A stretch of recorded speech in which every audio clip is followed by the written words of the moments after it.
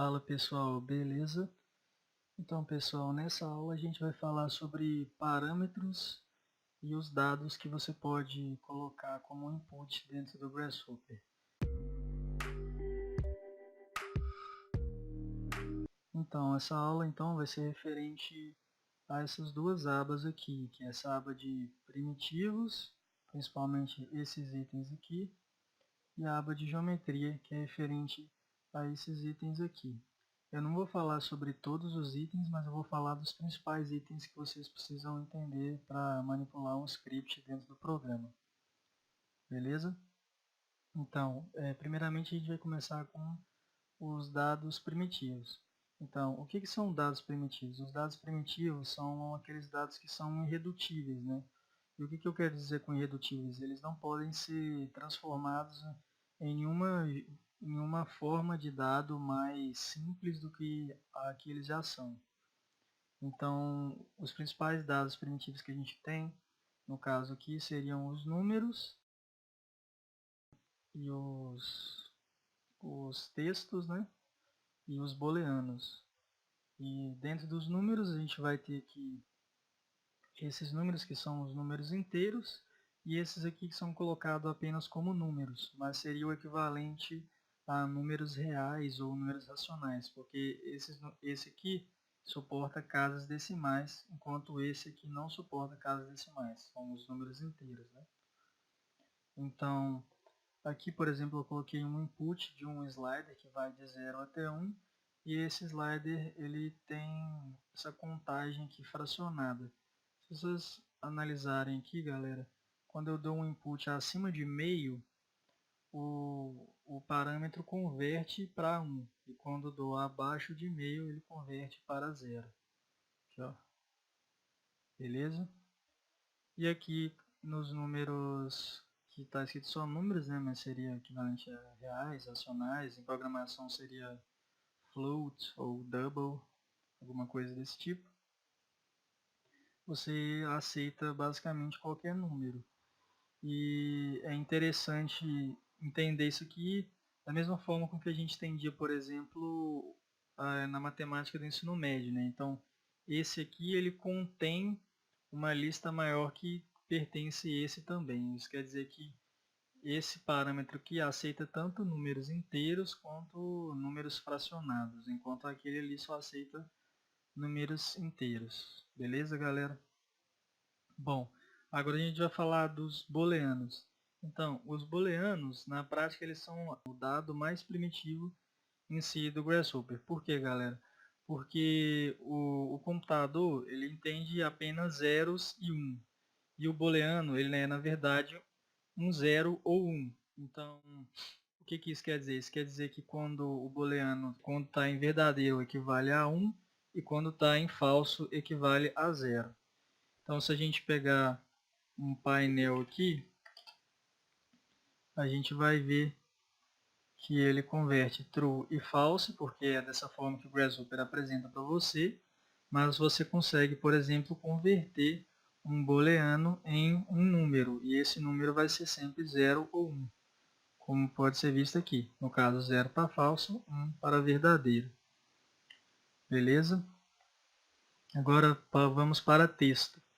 Então, o texto não tem muito o que falar, não. Eu só queria que vocês atentassem para o seguinte detalhe. Você consegue armazenar tanto texto como texto e números como texto também. O que vai mudar aqui? O que vai mudar aqui é basicamente o rótulo que você está dando para essa informação no programa.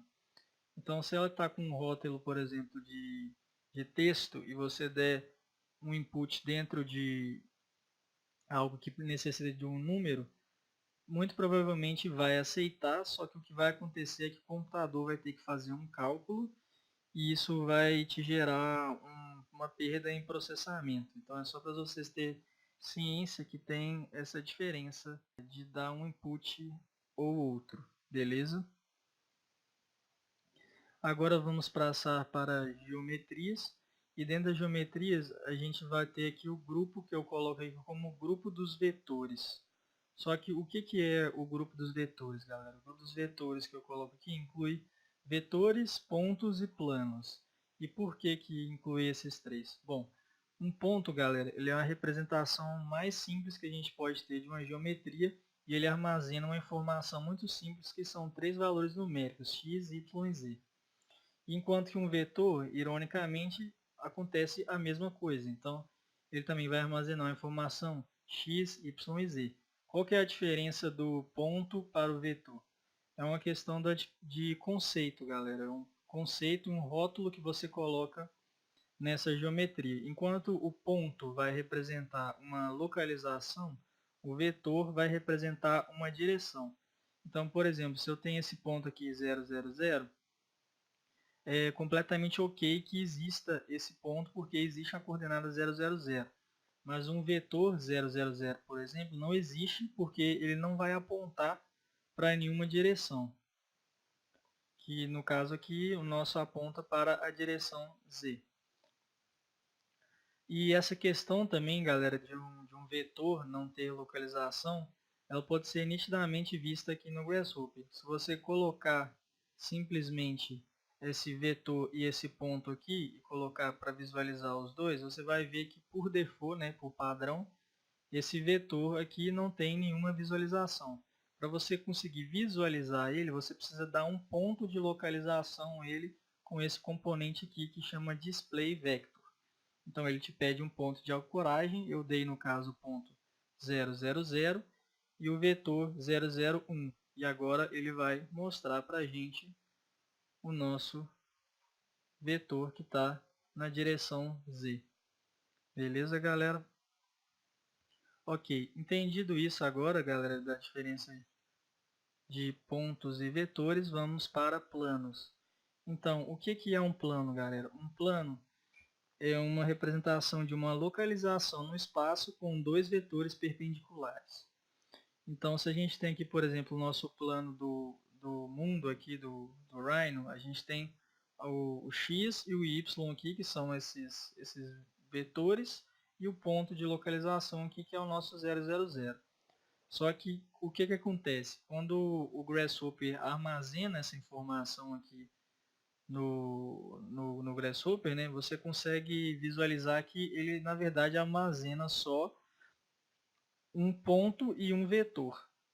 Por que que ele consegue fazer isso? Porque o vetor que ele está armazenando aqui é o vetor perpendicular a esse plano e o ponto de origem. E o que que é legal desse armazenamento dessas duas informações? Eu consigo, a partir disso aqui, extrair o vetor que está perpendicular a esse plano e esse ponto de origem. Então, se eu plugar um ponto aqui no plano, ele vai me dar exatamente o ponto de origem do plano, que no caso aqui está desenhado como esse aqui. E também o vetor, a mesma coisa, eu consigo visualizar aqui o vetor que é perpendicular a esse plano.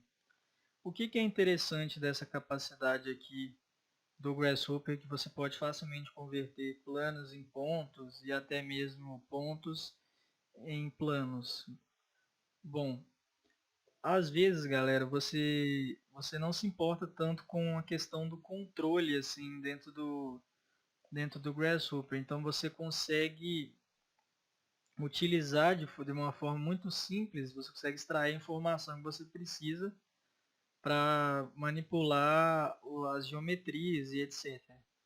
Então, por exemplo, eu poderia facilmente pegar esse plano aqui e pegar esse ponto aqui e colocar nele um plano YZ.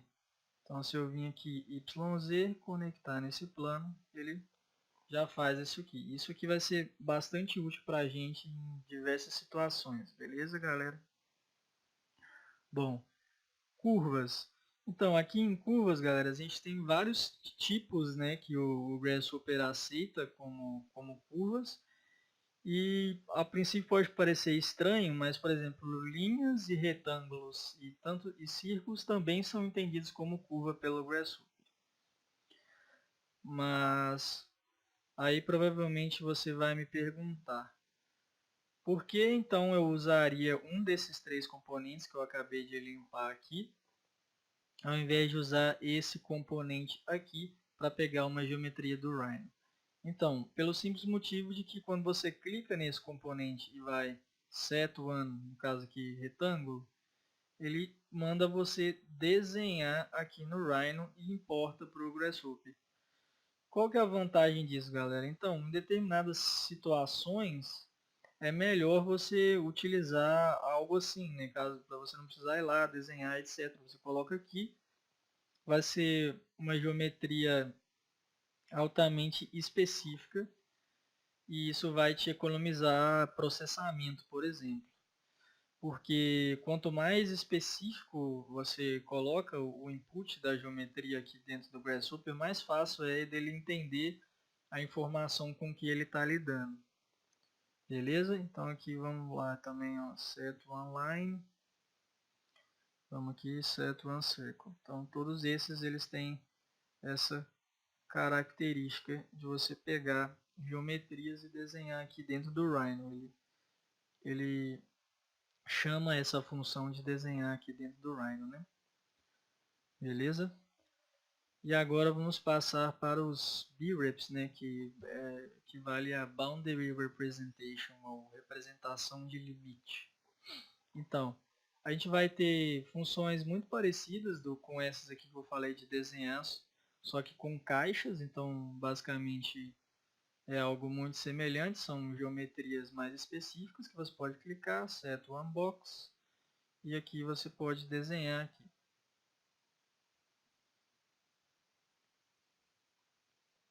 E a mesma coisa aqui, set one twisted box, você pode desenhar uma caixa com uma deformação. Então, desenhou algo bem esquisito, mas enfim, é isso. E esses dois aqui também estão contidos nesse geometria aqui, que seria do grupo maior, que é o BREP, né? Então você consegue conectar aqui que o programa aceita com um pequeno gasto de processamento para ele entender que geometrias são essas, né? Beleza? Então vou apagar aqui também. Agora, aqui as coisas começam a ficar um pouco mais complicadas. Por quê? Porque tanto superfícies quanto BREPs, né? Você consegue colocar uma superfície aqui no Grasshopper, tanto como BREP, tanto quanto no Surface. Então vamos desenhar uma superfície aqui.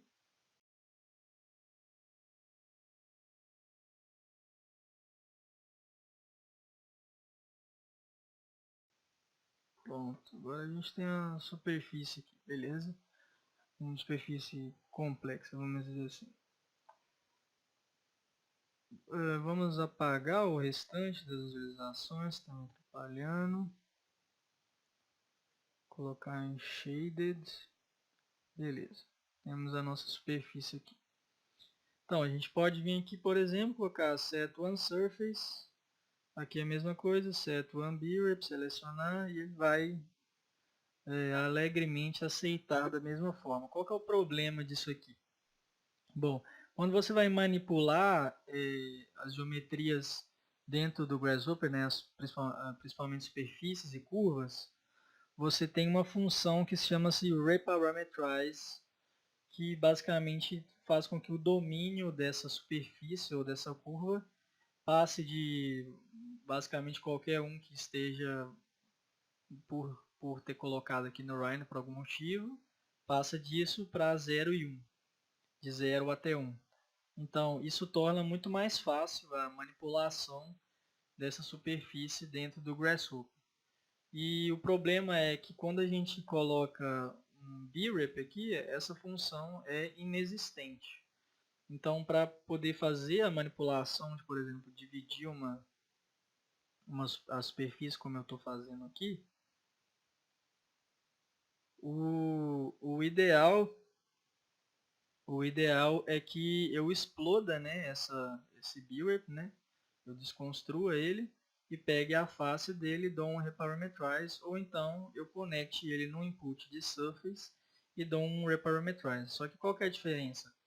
Nesses dois processos aqui você vai ter um gargalo maior de processamento, tá vendo? Que está gastando 8 milissegundos e quando aqui gasta 5 milissegundos, sem contar o quanto que esses dois componentes aqui estão gastando. Então, entendido isso da questão de que tem essa diferença de gasto de processamento e de precisão e etc., vamos passar para malhas. Então, o que acontece? Eu já expliquei aqui no outro vídeo que o Grasshopper ele trabalha basicamente com dois tipos de representação, que é a representação padrão dele, que seria NURB Surface, e malhas. Então você consegue transformar também de NURBs para malhas aqui dentro do Grasshopper. E quando eu queria demonstrar aqui para vocês que quando eu pego uma superfície aqui e coloco aqui dentro do Grasshopper e eu converto ela com esse componente aqui, a forma com que ele vai triangular, né, essa superfície, vai formar essa malha, vai ser diferente da forma com que eu faria utilizando um componente, que é esse componente aqui. Então, você pode ver que a superfície está dessa forma aqui, e a gente vai utilizar isso aqui para visualizar e comparar as duas. Vamos dar um hide aqui. Então você está vendo que tem uma diferença de como que ele está calculando a forma de que essa malha vai ser representada. Aqui, por exemplo, ele está triangulando muito, e aqui, por exemplo, ele está criando uma malha mais quadrangular, né? No caso, essa aqui, por exemplo, poderia ser provavelmente melhor para manipular aqui na Grasshopper, e essa aqui seria talvez melhor para renderizar. E claro que a gente pode, com esse componente aqui, manipular a forma com que vai ser triangulada essa superfície transformada em malha. Você pode usar, por exemplo, esse componente aqui, que é Mesh Settings. Então, não é esse, é esse. Você pode mudar isso aqui, tá vendo? Ficou bem parecido agora, mas você pode ir mudando isso e você vai obter diferentes triangulações de malha, etc. Beleza? Bom, agora galera, para reforçar, né, o que eu disse sobre a questão do processamento, né, do gasto de processamento que você tem entre converter geometrias, eu coloquei um exemplo aqui, e nesse exemplo o que eu fiz? Eu gerei vários números aleatórios, né, 50 mil grupos, né, de 3 grupos de 50 mil números aleatórios, e construí um ponto com esses números. E aí você pode ver aqui que já foi bem pesada a operação, mas aí eu transformei esses pontos em vetores. E aqui nessa transformação isso me custou 2,8 segundos de processamento. Isso pode parecer pouco, pessoal, mas quando você tem que ter atualizações, por exemplo, em um modelo muito grande e em tempo real, né, você tem que testar e ver como que isso vai aparecer no Rhino automaticamente, isso aqui vai se tornar um grande gargalo dentro do seu script, vai se tornar um problema. Beleza? Ok. Entendido isso, agora eu vou explicar mais dois tipos, né, desses inputs e parâmetros, que é esse aqui, que é o geometria, e o outro que é os data, né, que seria equivalente a dados. Então, esse aqui, como o próprio nome já diz, ele aceita todo tipo de geometria aqui. Eu conectei aqui propositalmente a todas as geometrias aqui que a gente estava usando aqui. E qual que é a vantagem desse componente? Bom, basicamente ele é genérico, né? Então ele aceita várias coisas. Então ele é uma boa forma de, por exemplo, se você quiser trabalhar com tudo dentro da mesma lista e armazenar isso tudo dentro de alguma lista por algum motivo. Pode ser basicamente qualquer motivo. Beleza? E a gente vai ter também o componente de dados aqui. E esse componente de dados, pessoal, ele vai aceitar basicamente qualquer coisa. Ele aceita desde geometria aqui também, que está plugado aqui, até números, texto, etc. Ele vai aceitar qualquer coisa dentro do Grasshopper. Só que ele, obviamente, você não tem a opção de set one data ou alguma coisa assim. Ele só serve para você plugar desses aqui para ele aqui e ele vai armazenar tudo dentro da mesma lista. Isso é muito bom para algumas situações, galera. Como por exemplo, digamos que eu tenha todos esses dados aqui, por algum motivo eu quero exportar isso aqui para uma planilha de Excel utilizando um plugin que existe, plugins do Grasshopper que fazem isso. Então eu posso plugar tudo dentro desse componente de dados aqui, posso converter tudo isso aqui em texto, como com esse parâmetro aqui, e posso exportar tudo para o Excel, beleza? Isso é só um exemplo, poderia ser vários outros exemplos. Beleza, pessoal, entendido isso agora, galera, vou te dar só mais um exemplo aqui, que é esse componente aqui. Por que eu quero mostrar isso aqui? Bom, esse componente aqui ele é bastante especial, galera. O que esse componente faz aqui é que ele seleciona qualquer coisa dentro do Rhino, dando um certo filtro para isso, e ele vai selecionar aqui. Por exemplo, ele te pede uma layer aqui, eu posso digitar layer 01, como tem as layers aqui do Rhino, e ele vai selecionar tudo que está nessa layer 01. E isso aqui, galera, é extremamente interessante para quando você, por exemplo, está trabalhando com uma definição aqui no Grasshopper, mas que você está manipulando geometrias no Rhino ou acrescentando geometrias no Rhino e você quer que isso seja atualizado automaticamente para você ver. Por exemplo, digamos que eu tenha, sei lá, desenhar um rodapé de um pilar por algum motivo. E aí eu posso colocar aqui Birep, aí eu vou desenhando os pilares e o script vai automaticamente aqui no Grasshopper ir mostrando os rodapés dos pilares, né? Isso é só um exemplo bem simples.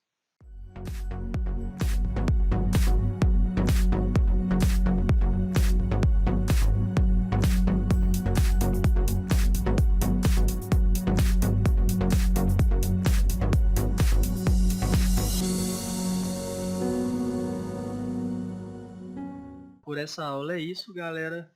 E até a próxima aula.